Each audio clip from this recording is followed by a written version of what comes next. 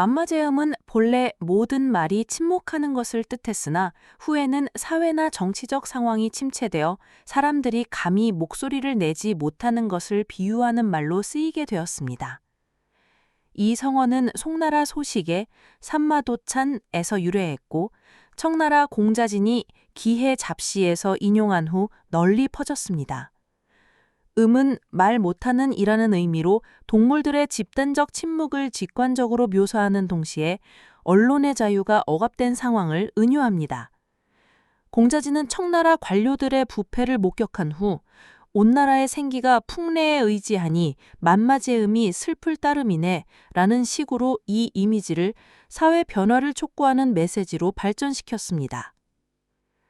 청나라의 유명한 시인이자 문학가인 공자진은 근대 자산계급 계량주의의 선구자 중 한 명이기도 했습니다. 그는 27세에 거인이 되었으나 11년이 지나서야 진사가 되었습니다. 이는 그가 노력을 게을리해서가 아니라 어릴 때부터 사상을 억압하는 팔고문을 싫어하고 화려하지만 실속 없는 글을 쓰려 하지 않았기 때문입니다. 그가 연구한 학문들은 모두 나라를 일으키고 세상을 구하는 데 도움이 되는 것들이었고 그는 이를 자랑스러워했습니다.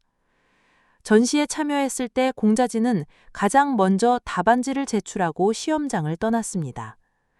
어떤 사람이 시험을 잘 보았냐고 묻자 그는 대략적인 글의 내용을 설명했고 친구들은 공영님은 분명히 장원급제할 것일세 라며 축하했습니다. 공자진은 콧방귀를 뀌며 청나라의 국운이 어떠한지 봐야 할 것이다 라고 말했습니다. 이 말에는 시험관이 안목이 있어서 자신을 알아봐 준다면 대청제국의 부흥을 위해 온 힘을 다해 큰 사업을 일으키겠다는 뜻이 담겨 있었습니다. 그는 결코 사람들의 주목을 받고자 하는 마음이 없었고 그의 글들은 모두 나라와 백성의 삶에 관한 논의였습니다. 특히 서북 지역 개발에 대한 의견은 매우 정교하고 실용적이었습니다. 하지만 공자진은 수도에서 10년 동안 중요하지 않은 관직을 맡았고 능력을 펼칠 기회를 얻지 못해 정치적 포부를 펼치지 못하고 잦은 따돌림까지 당했습니다. 이 10년 동안 공자진은 청조왕조의 무능하고 부패한 모습을 목격하고 이 시대가 똑똑하고 재능 있는 인재들을 죽이는 시대라고 생각했습니다. 그래서 48살이 되던 해에 그는 연노하신 부모님을 모셔야 한다는 핑계로 관직에서 물러나고 고향으로 돌아갔습니다. 도광 19년, 서기 1839년, 공자진은 남하하는 도중에 총 310다수의 칠언절구 시를 썼습니다. 집에 돌아와 일을 정리했는데 그 해가 간지로 기해년이었기 때문에 기해 잡시라고 이름을 붙였습니다. 그중 한 수가 이렇게 쓰였습니다. 7월 초의 어느 날 뜨거운 태양이 내리쬐어 공자진의 얼굴에 땀이 뻘뻘 흘렀습니다. 길에는 행인이 거의 없었고 멀지 않은 곳에서는 종소리와 악기소리가 울려 퍼지며 아름다운 음악이 들려왔습니다. 공자진이 고개를 들어보니 오래된 사찰 앞에 깃발이 높이 걸려 있고 푸른 연기가 자욱하며 한 무리의 신도들이 도사들의 인솔하에 신상 속에 옥황상과 풍신, 바람의 신에게 절하며 비와 바람을 기원하고 있었습니다. 공자진은 자신이 여러 차례 조정에 상소하여 현실을 개혁하고 나라를 부강하게 백성을 잘 살게 할 것을 주정했지만 이런 주정이 받아들여지지 않고 오히려 거듭 탄압과 박해를 받았던 것을 떠올렸습니다. 또 이 길 위에서 보았던 황폐해진 논밭과 피폐해진 백성들의 삶을 떠올리며 이처럼 활기 없는 시대에는 다양한 분야의 뛰어난 인재들이 대대적인 개혁을 단행하지 않으면 이 답답한 상황을 타개할 수 없다고 생각했습니다.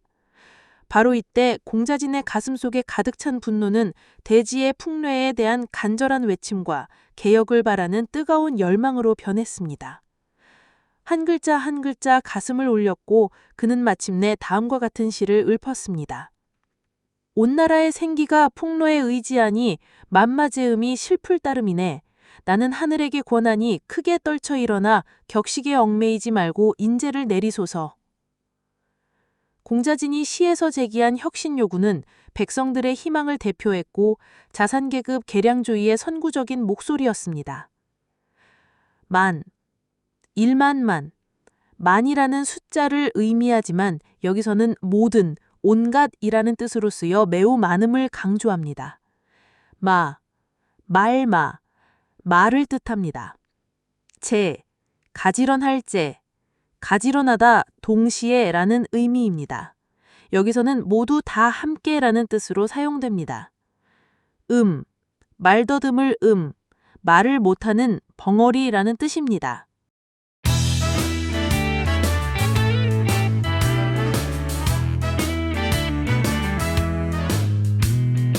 오늘은 만마제음, 이 네 글자 성어에 숨겨진 이야기를 파헤쳐 볼 텐데요. 네, 그렇죠. 이게 처음 뜻이랑 지금 뜻이 완전히 다르다는 거 저도 이번에 처음 알았어요. 맞아요. 그 변화 과정이 상당히 드라마틱하죠. 이 성어의 의미 변화를 따라가면서 그게 단순히 말의 뜻만 바뀐 게 아니라 시대의 어떤 공기, 분위기가 어떻게 변했는지를 보여주는 지표였다는 걸 확인하는 겁니다. 좋습니다. 한번 시작해 볼까요? 자, 우선 이 성어, 시작은 북송 시대로 가려 한다고요? 네.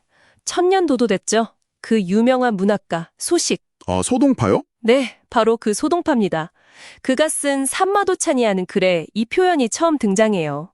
어떤 내용인가요, 그 글은? 아주 뛰어난 말 한 마리가 이렇게 우렁차게 오니까 주변에 있던 다른 말들이 전부 경외심 이런 걸 느끼고 조용해지는 장면을 묘사한 거예요. 아하, 그러니까 뭔가 위험 앞에서 압도되는 그런 고요함. 그렇죠. 당시가 태평성대였으니까요. 그래서 이게 부정적인 느낌은 아니었어요. 오히려 질서, 평화 이런 중립적이거나 긍정적인 뉘앙스였죠. 그랬던 것이 완전히 의미가 뒤바뀐다는 거죠. 네, 맞아요. 약 700년 정도 지나서 청나라 말기에 이르면요. 이게 180도 다른 뜻이 됩니다. 이게 정말 흥미로운 지점이에요. 긍정적이던 의미가 어떻게 그렇게 정반대로 바뀔 수 있었을까요? 그게 바로 공자진이라는 인물이 살았던 시대적 배경과 관련이 깊습니다. 공자진? 네, 그 시기를 보통 가도중쇠라고 부르거든요. 가도중세요? 가경 도광 황제 때의 쇠퇴기라는 뜻인가요? 맞습니다. 청나라가 급격하게 쇠락하던 시기였어요. 사회 전체가 아주 그냥 극심한 침체와 억압에 빠져 있었죠. 그러면서 만마제음이라는 말이 이제는 아무도 감히 입을 열어서 바른 소리를 못하는 그런 답답하고 절망적인 사회 분위기를 상징하는 아주 강력한 부정적 표현이 된 겁니다. 그 시대가 대체 얼마나 암울했길래 성어의 의미까지 그렇게 바뀔 정도였을까요? 와, 정말 기록들을 보면 숨이 턱 막힐 정도예요. 일단 관리 부패가 심했나 보네요. 탐관 아닌 관리가 없고 부패하지 않은 관리가 없다 이런 말이 공공연하게 나올 정도였으니까요. 세상에. 게다가 아편이 엄청나게 퍼졌어요. 이걸로 경제는 완전히 피폐해지고 백성들 삶은 말 그대로 도탄에 빠졌죠. 네, 아편 문제 심각했죠. 근데 이게 다가 아니에요. 아편 전쟁에서 지면서 외세 침략까지 겪게 되잖아요. 네, 내우외환이었네요, 정말. 그렇죠. 그리고 또 하나 중요한 게 문자옥. 문자옥이요? 글이나 말 잘못했다가 처벌받는 거 말씀이시죠? 네, 맞아요. 일종의 사상 탄압인데 이것 때문에 지식인들이 그 정치나 사회 비판, 이걸 청의라고 하는데 이런 목소리를 내는 걸 극도로 두려워했어요. 그냥 입을 닫아버린 거죠. 와, 정말 총체적인 위기 상황이었군요. 네, 사회 전체가 생기를 완전히 잃고 깊은 침묵에 빠져버린 겁니다. 그야말로 만마제음의 시대였던 거죠. 듣기만 해도 답답한데요. 바로 이런 시대의 공자진이라는 인물이 나타나는 거군요. 그렇습니다.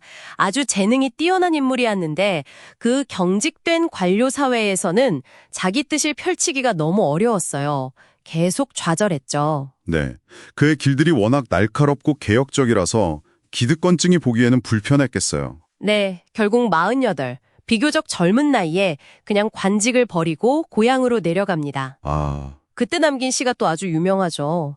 떨어진 붉은 꽃잎이 어찌 무정한 것이라 봄지늑되어 다시 꽃을 보호할 것을. 뭔가 좌절 속에서도 미래를 생각하는 마음이 느껴지네요. 그렇죠. 현실에 대한 실망은 크지만 그래도 다음 세대를 위해서 자신을 걸음으로 쓰겠다는 그런 의지가 보이는 시예요. 희망을 완전히 놓진 않았군요. 그리고 마침내 그 유명한 시를 쓰게 되는 건가요? 네, 그의 대표 시집 기해잡시의 실린 구절입니다. 이게 정말 그의 외침이죠. 한번 읊어주시죠. 온 세상에 생기는 본래 바람과 우레 같은 변화에 의지하는 법인데 만마리 말이 모두 입을 다물고 있으니 이 상황이 참으로 슬프구나. 내 하늘에 권고하노니 부디 다시 한번 힘을 내시어. 네. 경식에 얽매이지 말고 다양한 인재를 내려주시게나. 와, 정말 절절하네요. 그냥 불평이 아니라 정말 시대를 향한 통렬한 외침 같아요. 변화와 새로운 인재를 갈망하는 목소리? 맞습니다. 이런 그의 생각 바탕에는요, 역사는 고정된 게 아니다. 계속 변한다는 변혁사관이라는 철학이 있었어요. 변혁사관, 변하는 역사관이라는 거죠. 네. 그는 낡은 법이나 제도만 붙들고 있으면 결국 망할 수밖에 없다고 봤어요. 시대가 변하면 거기에 맞춰서 계속 개혁해야 한다. 이런 주장이었죠. 그 당시로서는 상당히 파격적인 생각이었겠는데요. 그렇죠. 아주 진보적인 생각이었고 그의 이런 주장이 나중에 캉유웨이 같은 개혁 사상가들에게 큰 영향을 줍니다. 아, 변법자강 운동으로 이어지는 거군요. 네, 청가라 말기 변법 운동의 중요한 사상적 뿌리가 된 거죠. 그러니까 그의 외침은 단순한 한탄이 아니라 시대를 앞서간 개혁 사상의 씨앗이었다. 이렇게 볼 수 있습니다. 자, 그럼 오늘 이야기를 한번 정리해 볼까요? 만마제음이라는 성어가 처음에는 위험 앞에 고요함, 이런 중립적이거나 긍정적인 뜻이었는데 네, 그랬죠. 청나라 말기 그 숨막히는 침묵의 시대를 거치면서 사회 전체의 억압과 침체를 상징하는 완전히 부정적인 의미로 뒤바뀌었다. 네, 극적인 변화였습니다. 그리고 그 변화의 한가운데에는 공자진이라는 인물이 있었고요. 시대의 아픔을 온몸으로 느끼면서 변화를 부르짖었던 그의 외침이 있었던 거네요. 맞습니다.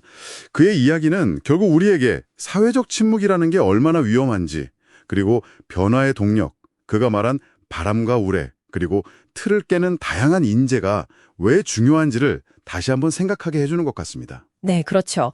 여기서 당신에게 이런 질문을 던져보면서 마무리하면 어떨까 싶습니다. 네, 어떤 질문인가요? 오늘날 당신이 몸담고 있는 사회나 혹은 조직 안에는 혹시 만마제용과 같은 모습이 없을까요?